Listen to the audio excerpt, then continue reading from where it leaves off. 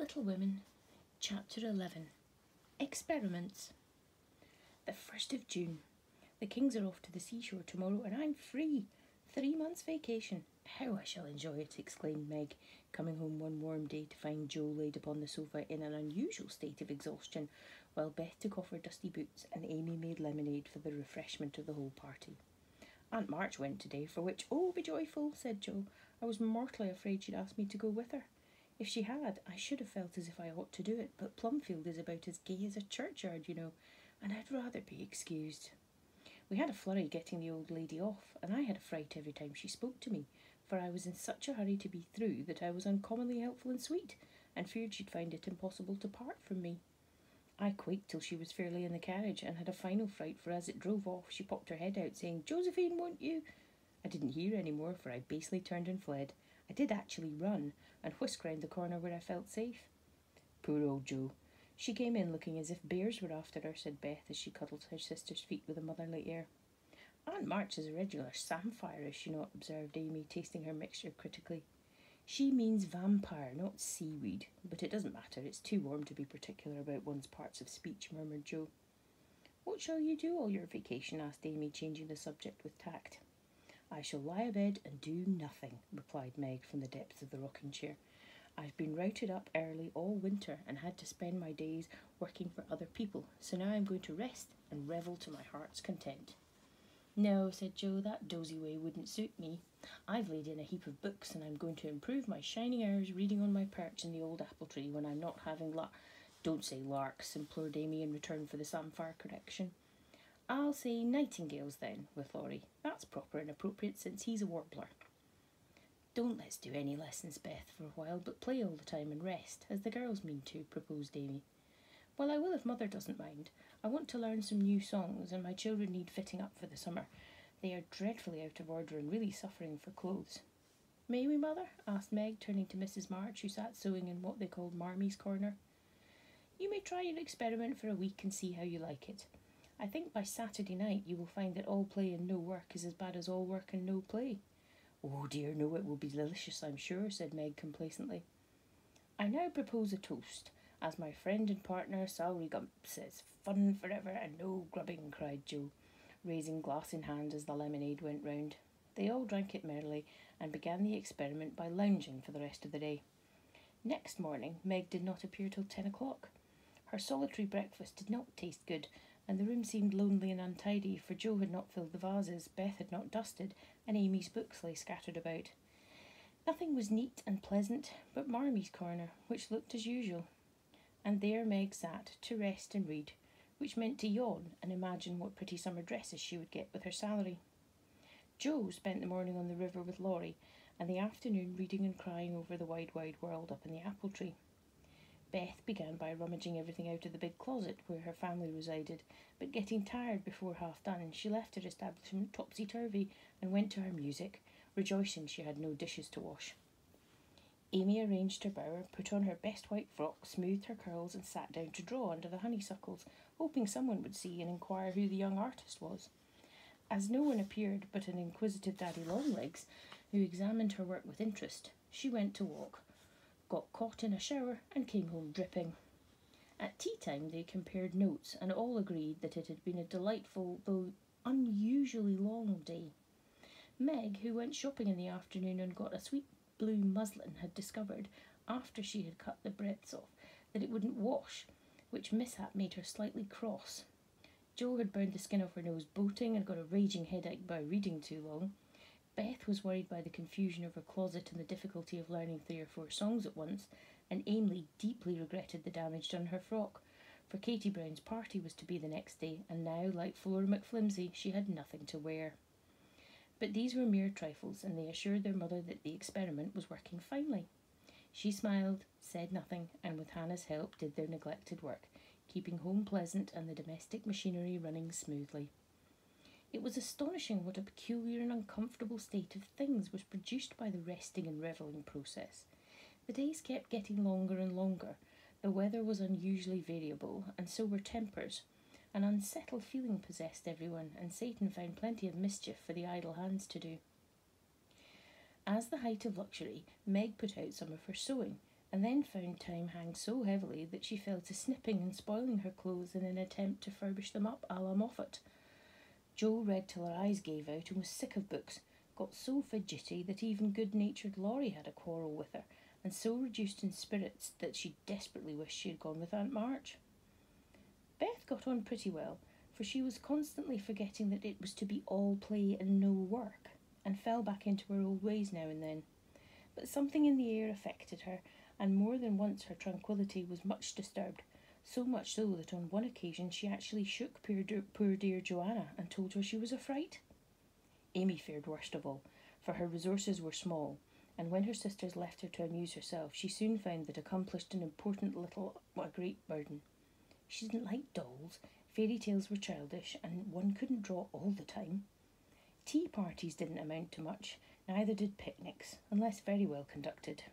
If one could have a fine house, full of nice girls, or go travelling, the summer would be delightful, but to stay at home with 3 selfish sisters and a grown-up boy was enough to try the patience of a Boaz, complained Mrs. Malaprop after 7 days devoted to pleasure, fretting, and ennui. No one would own that they were tired of the experiment, but by Friday night each acknowledged to herself that she was glad the week was nearly done. Hoping to impress the lesson more deeply, Mrs. March, who had a good deal of humour, resolved to finish off the trial with an appropriate manner, so she gave Hannah a holiday and let the girls enjoy the full effect of the play system. When they got off on Saturday morning, there was no fire in the kitchen, no breakfast in the dining room, and no mother anywhere to be seen. "Mercy on us, what has happened?" cried Jo, staring about her in dismay. Meg ran upstairs and soon came back again, looking relieved but rather bewildered and a little ashamed. "Mother isn't sick, only very tired, and she says she is going to stay quietly in her room all day and let us do the best we can. It's a very queer thing for her to do. She doesn't act a bit like herself. But she says it has been a hard week for her, so we mustn't grumble but take care of ourselves." "That's easy enough, and I like the idea. I'm aching for something to do. That is some new amusement, you know," added Jo quickly. In fact, it was an immense relief to all of them to have a little work, and they took hold with a will, but soon realised the truth of Hannah's saying, "Housekeeping ain't no joke."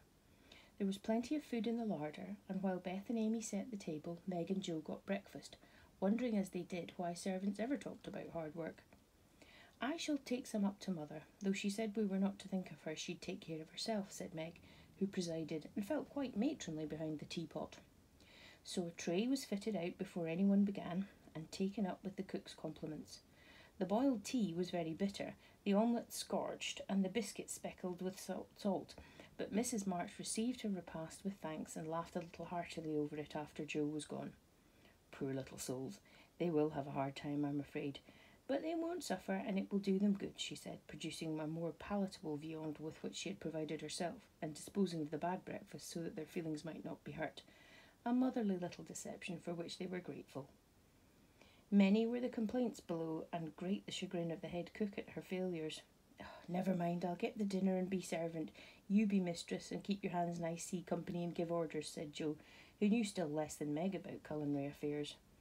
This obliging offer was gladly accepted, and Margaret retired to the parlour, which she hastily put in order by whisking the litter under the sofa and shutting the blinds to save the trouble of dusting. Jo, with perfect faith in her own powers and a friendly desire to make up the quarrel, immediately put a note in the office inviting Laurie to dinner. "You'd better see what you have got before you think of having company," said Meg, when informed of the hospitable but rash act. There's corned beef and plenty of potatoes, and I shall get some asparagus and a lobster for relish, as Hannah says. We'll have lettuce and make a salad. I don't know how, but the book tells. I'll have blancmange and strawberries for dessert, and coffee too if you want to be elegant. Don't try too many messes, Jo, for you can't make anything but gingerbread and molasses candy fit to eat. I wash my hands of the dinner party, and since you have asked Laurie on your own responsibility, you may just take care of him. I don't want you to do anything but be civil to him and help with the pudding. You'll give me your advice if I get in a muddle, won't you?" asked Jo, rather hurt. "Yes, but I don't know much except about bread and a few trifles. You had better ask Mother's leave before you order anything," returned Meg prudently. "Of course I shall, I'm not a fool," and Jo went off in a huff, as the doubts expressed of her powers. "Get what you like and don't disturb me. I'm going out to dinner and can't worry about things at home," said Mrs. March when Jo spoke to her. I never enjoyed housekeeping, and I'm going to take a vacation today and read and write, go visiting, and amuse myself. The unusual spectacle of her busy mother rocking comfortably and reading early in the morning made Jo feel as if some unnatural phenomenon had occurred, for an eclipse or an earthquake or a volcano eruption would hardly have seemed stranger. Everything is out of sorts somehow, she said to herself going downstairs. There's Beth crying, that's a sure sign something is wrong with this family. If Amy is bothering, I'll shake her. Feeling very much out of sorts herself, Jo hurried into the parlour to find Beth sobbing over Pip, the canary, who lay dead in the cage with his little claws pathetically extended, as if imploring the food for want of which he had died. Oh, it's my fault, I forgot him, there isn't a seed or a drop left. Oh, Pip, how can I be so cruel to you? Cried Beth, taking the poor thing in her hands and trying to restore him. Jo peeped into his half-open eye, felt his little heart, and finding him stiff and cold, shook her head and offered her domino box for a coffin. Put him in the oven. Maybe he'll get warm and revive, said Amy hopefully. He's been starved. He shan't be baked now till he's dead. I'll make him a shroud, and he shall be buried in the garden, and I'll never have another bird, never, for I am too bad to own one, murmured Beth, sitting on the floor with her pet folded in her hands. The funeral shall be this afternoon, and we will all go. Now don't cry, Bethy. It's a pity, but nothing goes right this week, and Pip has had the worst of this experiment. Make the shroud, lay him in my box, and after the dinner party we'll have a nice little funeral, said Jo, beginning to feel as if she had undertaken a good deal. Leaving the others to console Beth, she departed to the kitchen, which was in a most discouraging state of confusion. Putting on a big apron, she fell to work and got the dishes piled up ready for washing when she discovered that the fire was out. There's a sweet prospect, muttered Jo, slamming the stove door open and poking vigorously among the cinders. Having rekindled the fire, she thought she would go to market while the water heated.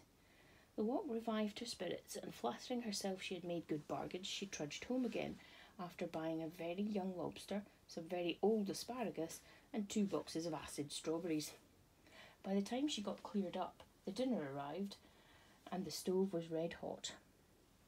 Hannah had left a pan of bread to rise. Meg had worked it up early, set it on the hearth for a second rising, and forgotten it. Meg was entertaining Sally Gardner in the parlour when the door flew open, and a floury, crocky, flushed and dishevelled figure appeared, demanding tartly, I say bread rise isn't enough when it runs over the pans. Sally began to laugh, but Meg nodded and lifted her eyebrows as high as they would go, which caused the apparition to vanish, to put the sour bread into the oven without further delay. Mrs. March went out, after peeping here and there to see how matters went, also saying a word of comfort to Beth, who sat making a winding sheet while the dear departed lay in a state in the domino box.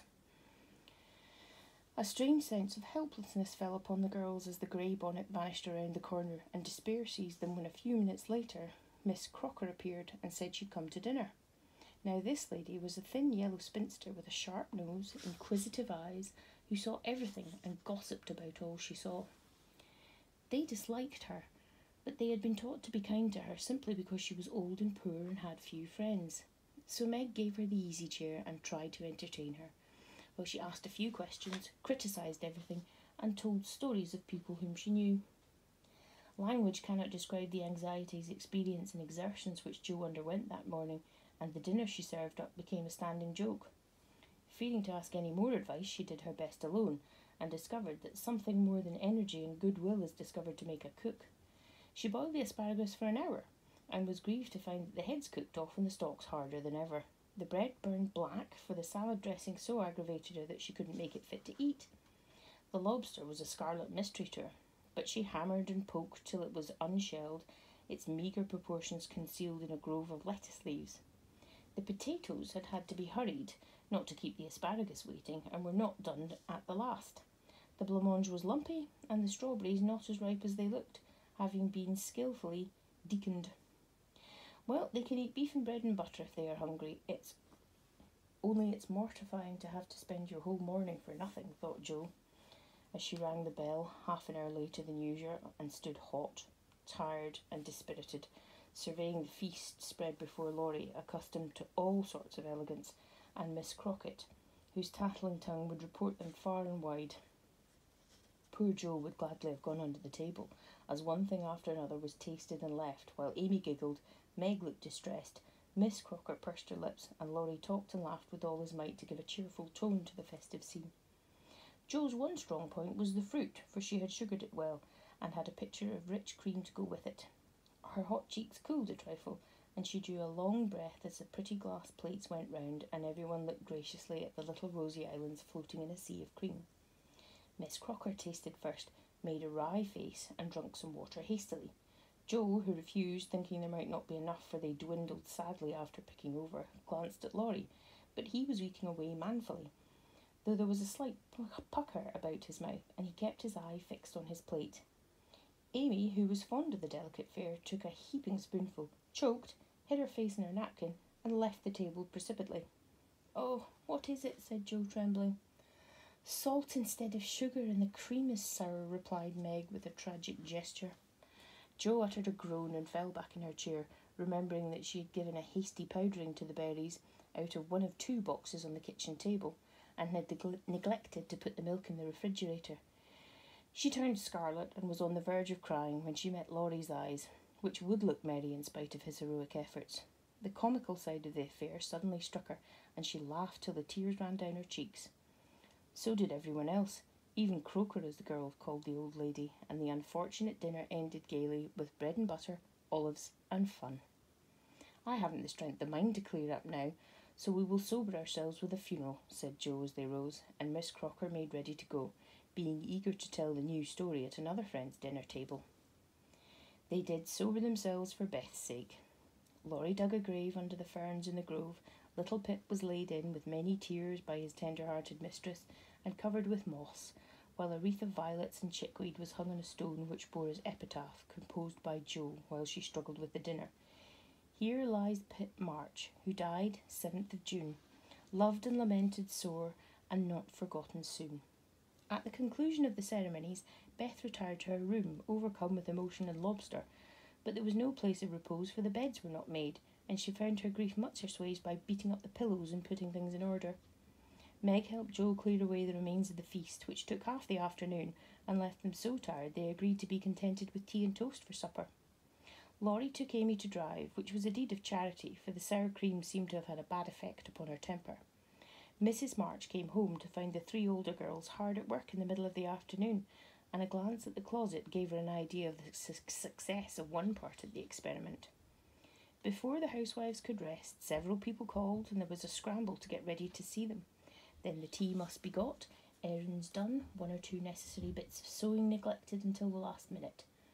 As twilight fell and dewy still, one by one they gathered on the porch where the June roses were budding beautifully, and each groaned or sighed as she sat down, as if tired or troubled. "What a dreadful day this has been," began Joe, usually the first to speak. "It has seemed shorter than usual, but so uncomfortable," said Meg. "Not a bit like home," added Amy. "It can't seem so without Marmee and little Pip," sighed Beth, glancing with full eyes at the empty cage above her head. "Here is Mother, dear, and you shall have another bird tomorrow if you want it." As she spoke, Mrs. March came and took her place among them, looking as if her holiday had not been much pleasanter than theirs. "Are you satisfied with your experiment, girls, or do you want another week of it?" she asked, as Beth nestled up to her and the rest turned towards her with brightening faces as flowers towards the sun. "I don't," said Joe decidedly. "Nor I," echoed the others. "You think, then, it is better to have a few duties and live a little for others, do you?" "Lounging and larking doesn't pay," observed Joe, shaking her head. "I'm tired of it, and mean to go and work at something, right off." "Suppose you learn plain cooking. That's a useful accomplishment which no woman should be without," said Mrs. March, laughing inaudibly at the recollection of Joe's dinner party, for she had met Miss Crocker and heard her account of it. "Mother, did you go away and let everything be, just to see how we'd get on?" cried Meg, who had had suspicions all day. "Yes, I wanted to see how the comfort of all depends on each doing her share faithfully. While Hannah and I did your work, you got on pretty well, though I don't think you were very happy or amiable. So I thought, as a little lesson, I would show you what happens when everyone thinks only of herself. Don't you feel it is pleasanter to help one another, to have daily duties which make leisure sweet when it comes, and to bear and forbear, that home may be comfortable and lovely to all?" "We do, Mother, we do," cried the girls. "Then let me advise you to take up your little burdens again, For though they seem heavy sometimes, they are good for us and lighten as we learn to carry them. Work is wholesome, and there is plenty for everyone. It keeps us from ennui and mischief, is good for health and spirits, and it gives us a sense of power and independence better than money or fashion.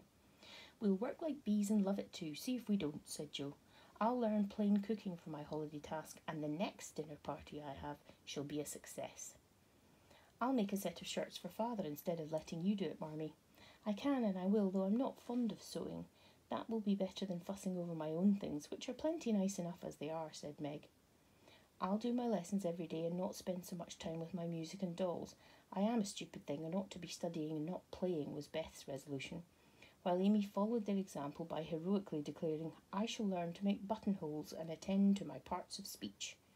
Very good. Then I am quite satisfied with the experiment and fancy that we shall not have to repeat it. Only don't go to the other extreme and delve like slaves. Have regular hours for work and play, make each day both useful and pleasant, and prove that you understand the worth of time by employing it well. Then youth will be delightful, old age will bring few regrets, and life will become a beautiful success in spite of poverty. We'll remember, Mother. And they did.